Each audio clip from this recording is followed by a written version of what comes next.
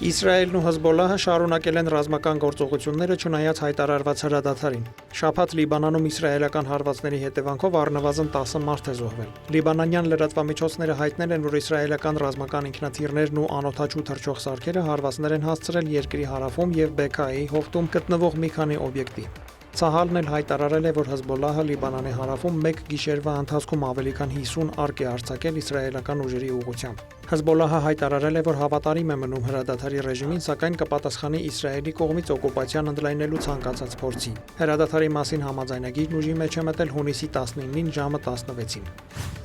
Իրանի բարձրագույն միացյալ ռազմական հրամանատարությունը հայտարարել է, որ Հորմուզի նեղուցը նավերի երթևեկության համար փակ կլինի, գրել է Reuters գործակալությունը, վկայակոչելով իրանական մեհր գործակալությունը։ Նշվում է, որ պատճառը ԱՄՆ-ի եւ Իսրայելի կողմից հրադադարի համաձայնագրի խախտումներն են։ Իրանական կողմի տվյալով նեղուցի փակումը առաջին քայլն է ի պատասխան պարտավորությունների խախտման։ Թեհրանը նախազգուշացրել է, որ եթե ագրեսիան շարունակվի, հետագա միջոցներ կձեռնարկվեն։ Միացյալ Նահանգների փոխնախագահ J.D. Vance-ն էլ հայտարարել է, որ ԱՄՆ-ն չունի ապացույց, որ Իրանը փակել է Հորմուզի նեղուցը։ Միաժամանակ հայտնի է դարձել, որ իրանական պատվիրակությունը կմեկնի Շվեյցարիա պահանջելու կատարել ԱՄՆ-ի հետ կնքված հուշագրի դրույթները։ Այդ մասին հայտարարել է Իրանի արտգործնախարարության պաշտոնական ներկայացուցիչ Էսմայիլ Բաղային։ Ուրբաթ նախատեսված այցը չեղարկվել է նախագահների միջև փոխըմբռնման հուշագրի թվային ստորագրման կապակցությամբ եւ կորցրել է անհրաժեշտությունը։ Այժմ այդ ուղևորությունն իրականացվում է մյուս կողմի պարտավորությունների կատարումը վերահսկելու եւ հետևելու նպատակով, քանի որ ցանկացած համաձայնագրի գնահատման չափորոշիչը դրա կատարման փուլն է,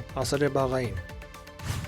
Միացյալ Նահանգների պետքարտուղար Մարկո Ռուբիոն հեռախոսազրույց է ունեցել Լիբանանի նախագահ Ժոզեֆ Աունի հետ։ Այդ մասին հայտնել է ԱՄՆ պետքարտուղարության մամուլի քարտուղար Թոմի Փիգոթը։ Նրա հաղորդագրության համաձայն Ռուբիոն բարձր է գնահատել Լիբանանի ինքնիշխանությունն ապահովելու եւ այն վերականգնելու պատմական հնարավորությունն իրագործելու գործում նախագահ Աունի խիզախությունը։ Միացյալ Նահանգները լիովին աջակցում է Լիբանանի կառավարությանը ինքնիշխան պետություն կառուցելու եւ հարևանների հետ խաղաղության հասնելու գործում։ Ռուբիոն ընդգծել է, որ Իսրայելի հետ երկկողմ բանակցությունները երկրի վերականգնման եւ բռնության շղթան կոտրելու միակ ուղին են։ Կողմերը քննարկել են հունիսի 23-ից 25-ը Վաշինգտոնում նախատեսված բանակցությունների հաջորդ փուլը, որտեղ ակնկալվում է առաջընթաց գրանցել տևական խաղաղության հասնելու ճանապարհին։ Պետքարտուղարը նաեւ վերահաստատել է Հեզբոլլահի զինաթափման եւ Լիբանանի ողջ տարածքում պետական վերահսկողության վերականգնման անհրաժեշտությունը, կարևորելով այդ հարցում տարածաշրջանային դաշնակիցների հետ համագործակցությունը, նշված է պետքարտուղարության հաղորդագրության մեջ։ Դոնալդ Թրամփը կրկին նախազգուշացրել է Իրանին. այսօր ունենք համաձայնագիր, որը ստորագրվել է 3 երեկոյան եւ մենք ունենք 60 օր։ Դրանք պետք է գործարք կնքեն։ Հակառակ դեպքում կձեռնարկենք այնպիսի քայլեր, որոնք նրանց դուր չեն գա։ Բայց չեմ կարծում, որ բանը դրան հասնի, ասել է Միացյալ Նահանգների նախագահը Axios-ի հետ հարցազրույցում։ Նա նաեւ անդրադարձել է ռուս-ուկրաինական հակամարտությանը, նշելով, որ եթե Ռուսաստանին չհեռացնեին 8-ի խմբից, ապա Ուկրաինայում պատերազմ կարող էր չլինել։ Թրամփն այդ հարցում մեղադրել է Բարաք Օբամային։ Սպիտակ տան ղեկավարը նաեւ հայտարարել է, թե իրեն հաճախ են հանդիմանում, որ լավ է վերաբերվում Ռուսաստանին։ Շատ կոշտ եմ եղել Ռուսաստանի նկատմամբ։ Շատ կոշտ էի Չինաստանի նկատմամբ։ Ամենակոշտը։ Ահա թե ինչու են նրանք հարգում ինձ, ասել է Թրամփը։ Նա նաև հայտարարել է Թուրքիա եւ Չինաստան նախատեսվող այցերի մասին։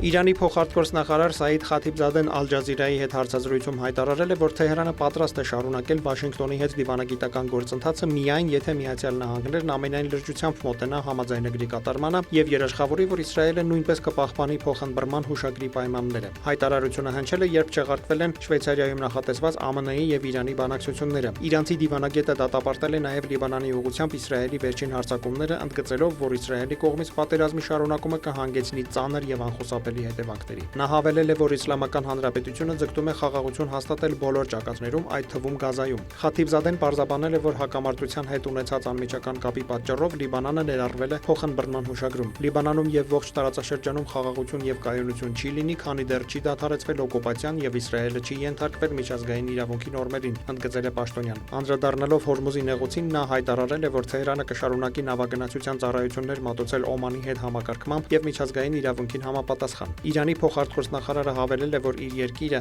համաձայնագրով նախատեսված 60-օրյա ժամանակահատվածում նեղուցով անցնելու համար վճար չի գանձի, սակայն նշել է, որ դրանից հետո կներդրվի ջրային ուղու կառավարման նոր մեխանիզմ եւ այն կներկայացվի տարածաշրջանի երկրներին։ Խաթիբզադեն նաեւ հայտարարել է, որ ապագա ցանկացած համաձայնագիր պետք է ներառի իրանական բոլոր միջոցների ապասառեցումը։ Դավիթ Մուրադյան, լուրեր։